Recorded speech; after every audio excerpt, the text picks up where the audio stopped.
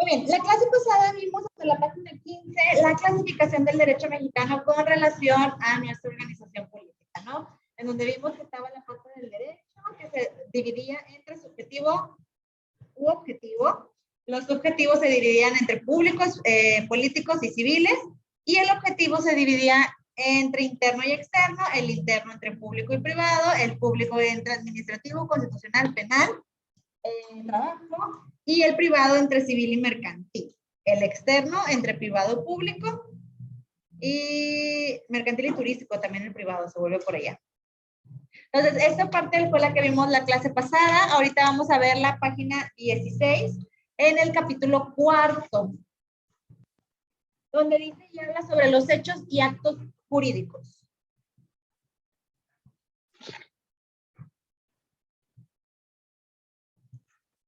Dice, la vida humana es una sucesión de hechos o acontecimientos que se ligan entre sí y cuya existencia depende bien de la voluntad humana, bien de circunstancias ajenas a la misma. Los hechos que se producen en la vida del hombre, los hechos que se producen en la vida del hombre caen con frecuencia dentro del campo del derecho donde producen consecuencias. Cuando esto ocurre, la ley interviene, admitiendo que tales hechos producen efectos jurídicos. Ok, dice que dependemos de la voluntad humana y de circunstancias ajenas a la misma. ¿Cierto o no es cierto, chicos? Normalmente de la voluntad humana, ¿qué tanta voluntad tenemos nosotros por hacer algo? Ya sea para nosotros o para otra persona, pero ¿qué tanta voluntad, qué tanto le echamos para llegar a algo, ¿no? Y también de cosas ajenas de la misma, es decir, yo diría que a veces hasta un 60% de las cosas que nosotros queremos hacer o queremos lograr no dependen de nosotros. A veces dependen de otras personas o de otros factores y ahí se reducen las posibilidades de nuestro éxito o de lo que queramos hacer, ¿no? Pero en caso de que en algún momento nosotros, por querer cumplir esta parte de voluntad, incurramos en algo de la ley, pues la ley nos va a venir a dar un refrescante recordatorio de que hay cosas que por más que queramos hacer, oye, imagínate, yo quiero ser rico y quiero hacer lo que sea para ser rico y me voy a robar. Ah, pues bueno, la ley te va a llegar a sacar y decir, pues si quieres ser rico y esa es tu voluntad, pero pues no es la forma, no es el camino, o eso está prohibido, ¿no? Eso lo anterior nos lleva a agrupar los acontecimientos de la vida cotidiana en dos grandes categorías. Los que son indiferentes al derecho, es decir, sin importancia jurídica, y los que le interesan al derecho, en las consecuencias que producen dentro de su propio campo. En el primer caso tenemos los llamados hechos simples, mismos que no interesan al derecho. En el segundo, los hechos jurídicos propiamente dichos son los cuales podemos definir como los acontecimientos o circunstancias positivas o negativas a los que la ley atribuye como consecuencias jurídicas. Mediante algunos ejemplos entenderemos mejor lo dicho. Supongamos que una persona elige entre los vestidos de su guardarropa el que habrá de ponerse durante el día. En este, un acontecimiento extraño al derecho es un hecho simple. Lo propio ocurre cuando decidimos ir al cine en vez de ir al teatro. En estos casos, el derecho no interviene, pero sí la persona. Por ejemplo, en lugar de ir a su guardarropa, de distinta persona y sus brazos, sin el consentimiento de éste y sin derecho ropa para apropiársela, estamos ante un hecho que si interesa al derecho se considera como un hecho jurídico, es decir, es como si tú vas y le quitas la ropa a tu hermano, pues sí, a lo mejor no es del acto, le pones, ¿no? Pero pues tampoco va a intervenir la ley entre, ay, mi hermano se puso mi camisa o mi hermano se puso mi vestido o algo así, ¿verdad? O sea, sí llegas a cometer un cierto delito, pero queda dentro de lo que la ley considera, pues no delito, no algo ahí familiar. Imagínense si ya nos hubieran llevado a la cárcel por quedarnos con la feria de las tortillas o las ferias que le han quitado ahí a papá mamá en su vida. Dice, si al dirigirnos al teatro nos hacemos conducir un automóvil y si en vez de saludar a un tercero lo insultamos, también estamos ante hechos de interés jurídico. En el primer caso se habría realizado un delito llamado robo y en el segundo un delito de injuria. En relación con los hechos jurídicos, podemos hacer una división de los mismos y agruparlos en dos categorías, según que en su realización intervenga o no la voluntad humana. En el primer caso, cuando interviene la voluntad, se trata de los hechos jurídicos llamados voluntarios,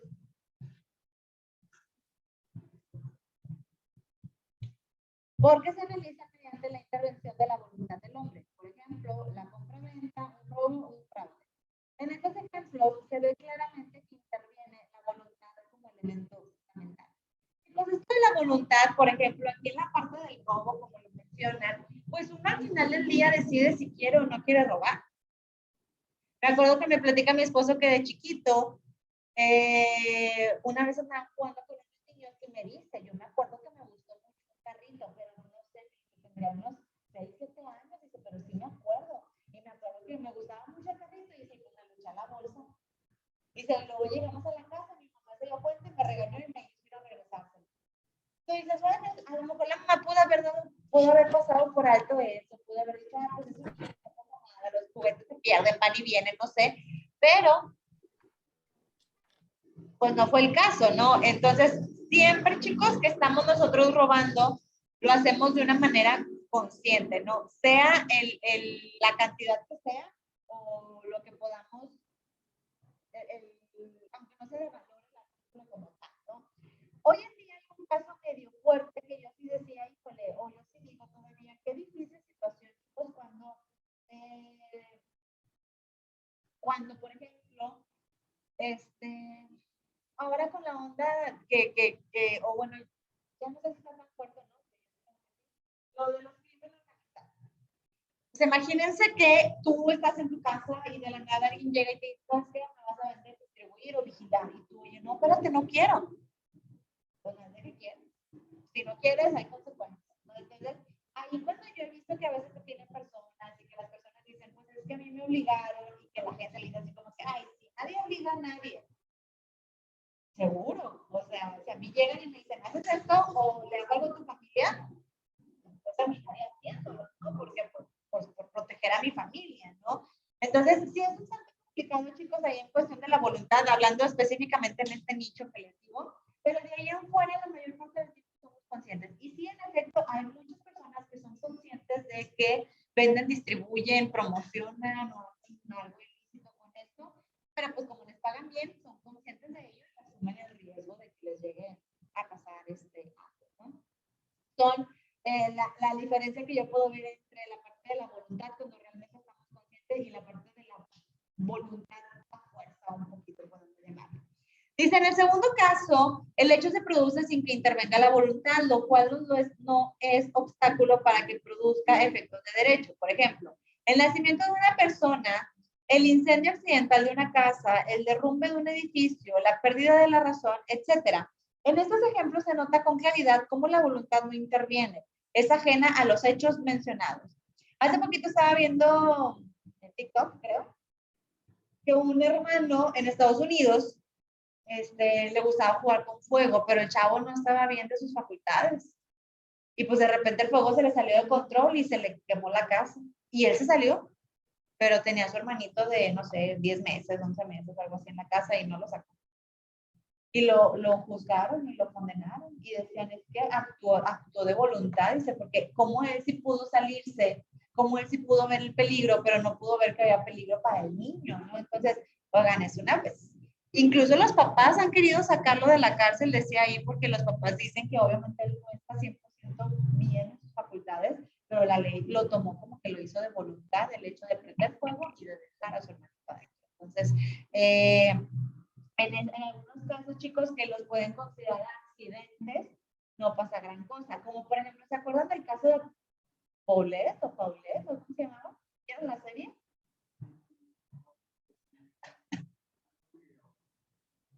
Yo no lo supe cuando salió la nota. El caso, ¿era qué? ¿Paulette? ¿Paulette? Esa Paulette, era una niña.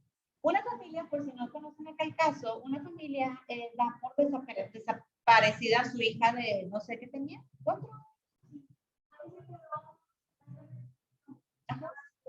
La dan por desaparecida medio México la empieza a buscar, todo el mundo buscando, pero se lanzaban así de campañas súper grandes para buscar a la niña.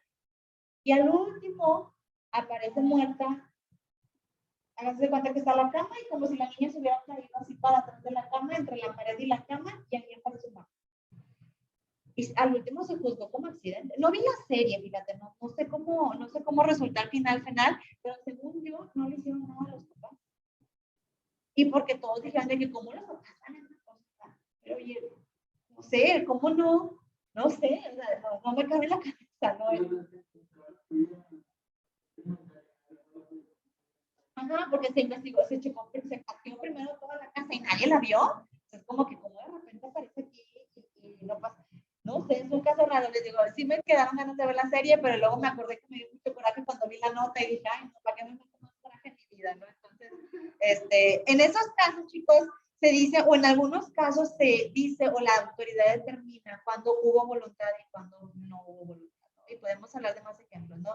El caso de Diego Santoy Riverol, que si fue con dolo, que si quería hacer eso, que si lo mataron, que si lo que sea. Yo hasta el día de hoy sigo pensando que la mona tuvo mucho que ver en eso, pero pues la mona es libre, feliz y ya está casada y todo el rollo, ¿no? Y el otro pues allá refundido. Que sí, al final del día hizo el acto, pero yo creo que sí fue muy influenciado por cosas, ¿no? Entonces pues la ley al final del día determina si fue voluntario o no fue voluntario lo que hiciste y a partir de ahí pueden emitir tu juicio. Dice, de acuerdo con lo anterior podemos dividir los hechos jurídicos en voluntarios, los que se realizan con la intervención de la voluntad humana, y no voluntarios o naturales, que son, como su nombre lo indica, los acontecimientos o circunstancias de carácter natural, extraños en su realización o la voluntad de la misma, ¿no? Es muy triste, chicos, cuando a veces tú dices, híjole, fue un accidente. Pues sí, es un accidente muy triste, muy trágico, ¿no? O a veces te llevas hasta inocentes entre el camino y luego determinan que pues no fue voluntario, ¿no? Porque pues fue un accidente al final del día. Entonces, no me acuerdo cuál nota era de algo le hicieron a un hijo de alguien y el papá antes de cualquier cosa le emitió el perdón a quien le agredió a su hijo y él dijo, fue un accidente como de adolescentes o algo así. Yo digo, wow, o sea, ¿qué nivel del señor de madurez o de centradez o algo así?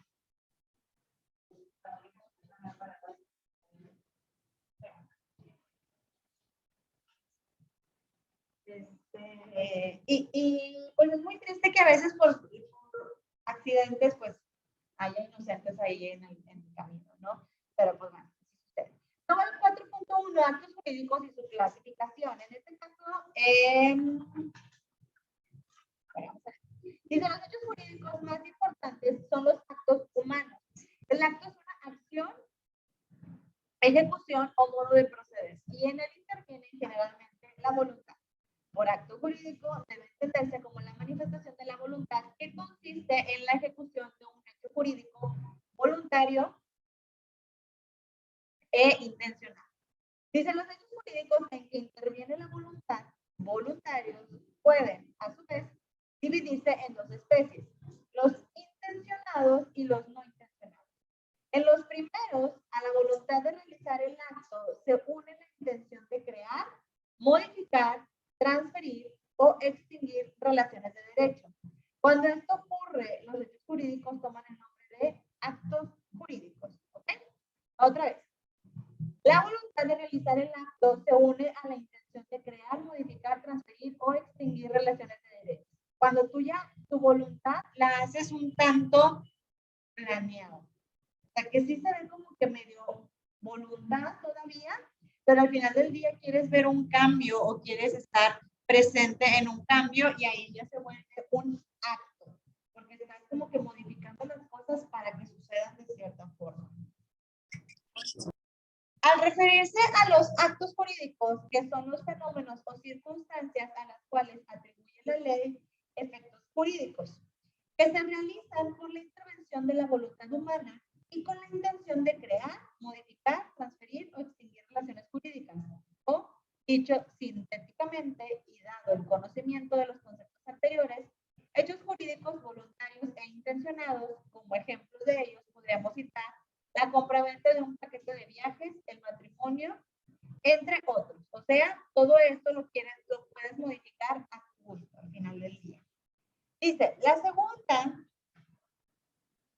división de los hechos jurídicos voluntarios son los no intencionados. Es la que lo comprende todos aquellos en los cuales no existe o no puede existir en quien los ejecuta. La intención de crear, modificar, transferir o extinguir las obligaciones que producen, pero que no obstante la ley hace que produzcan determinados efectos. Por ejemplo, serán hechos jurídicos voluntarios y intencionados los actos llevados a cabo por una menor de edad. En la generalidad de los casos, los delitos, conviene aclarar que no debe confundirse la voluntad de realizar un acto con la intención de que se produzcan efectos jurídicos que de él derivan. En los actos jurídicos voluntarios y no intencionados existe en quien los ejecuta la voluntad de realizar el acto, por eso se llaman voluntarios, pero falta la intención de producir los efectos jurídicos que da dicha realización de vida. Por ejemplo, una persona cometió un delito de robo, evidentemente tuvo la voluntad de realizar el acto. Este fue voluntario, pero es lógico suponer que no quiso producir los efectos jurídicos que dicho delito trae. Reparación del daño, devolución de la norma, es decir, no quiso caer entre actos obligaciones legales. En ese sentido se dice que el hecho fue voluntario, más no intencional.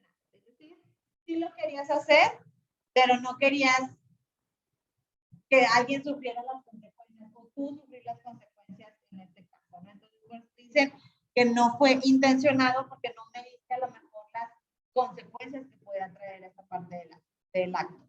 De lo anteriormente expuesto se define al acto jurídico como la manifestación de la voluntad que consiste en la ejecución de un hecho jurídico. Voluntario e intencional, tal y como ya habíamos indicado con anterioridad. ¿Okay? Entonces, el acto jurídico es un hecho jurídico, voluntario e intencionado. Las especies de los actos jurídicos son 5. La primera dice, el derecho ha establecido diversas clasificaciones de los actos jurídicos, atendiendo a causas también diversas. Señalaremos aquellos que por estar incluidos en el Código Civil tienen mayor importancia. El número 1 dice, unilaterales y bilaterales. Son los primeros, los actos jurídicos en que solo interviene en su realización la voluntad de una de las partes. Por ejemplo, la donación y el testamento. En estos ejemplos se ve claramente que los únicos obligados son el testador y el donante, persona que hace la donación. Son bilaterales los actos en que ambos contrayentes quedan obligados respectivamente el uno del otro. La palabra bilateral significa obligatorio para ambas partes. En la compraventa, por ejemplo, el vendedor está obligado a entregar la cosa vendida y el comprador a pagar por el precio convenido entre ambas partes.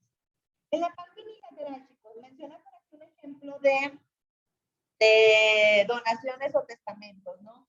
Hay veces, chicos, que las personas te dejan un testamento, te dejan algo dentro de una herencia y a veces tú pudieras decir, no me interesa, no quiero. Pero si ya está estipulado como una donación, tú lo tienes que recibir sí o sí. Aunque tú lo recibas y se lo pases a otra persona o tú lo direcciones a otra persona, tú tienes que hacerte responsable de esa donación o de ese testamento. De lo contrario, ¿qué pasaría? Si tú de plano dices, no, no quiero, no quiero y no quiero.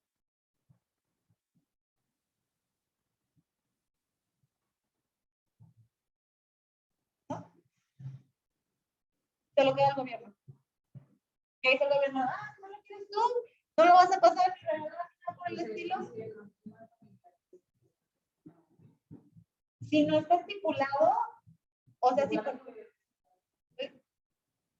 si tú, por ejemplo, te lo dejan a mí, a mí es que mis papás me dejan a mí, yo digo, ay, no, yo no quiero nada, y no lo reclamo y no hago nada y no se lo dono a alguien más, pues el gobierno al paso de un cierto tiempo dice, ah, bueno, ven a pagar, porque pues nadie lo quiere ahí en esa familia, ¿verdad? Yo voy a disponer de ese terreno o de ese dinero o de lo que sea.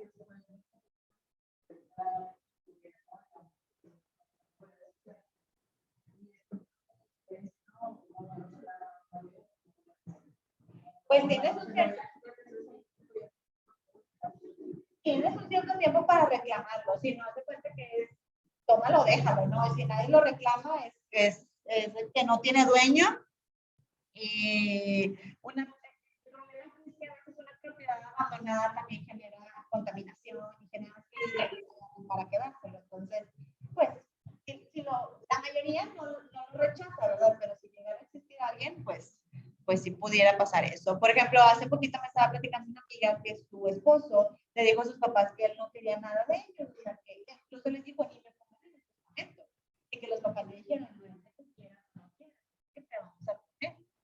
Y ya su mamá le dijo, si no lo quieres reclamar en su momento, pues ya se lo pasas a tu hermano o a tu hermana o les das micha y micha, pero tú tienes que decidir qué hacer con ese porcentaje.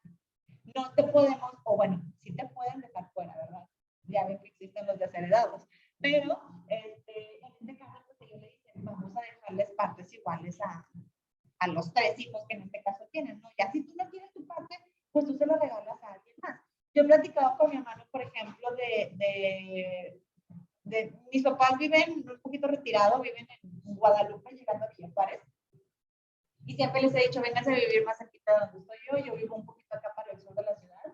Y les digo, vénganse, no sé qué, y mamá siempre me dice, no, hombre, pues a mí ya no me dan crédito en ningún lado, ¿cómo compramos otra casa? Entonces digo, miren, ¿qué les parece? Una vez le dije, hermano, ¿cómo ves? Vendemos esta casa, lo que nos den la casa, la mitad que sea tuyo, y la otra mitad que es mío, lo puedo dar de enganche para otra casa y yo tramito un crédito. Y que él viva en su paz, ¿no? Y ya cuando se mueran, pues yo me quedo con esa casa, porque al final del día lo usé con mi herencia adelantada y yo voy a pagar el resto de la casa, ¿no? Y mi hermano se me dijo, no, yo no quiero nada de eso. Imagínate que van a la casa, yo uso todo el dinero nueva, y luego el último mi hermano me dice, no, espérate, pues ahí sí había dinero mismo, o sea, en la casa de mis papás, o digo, no, yo digo que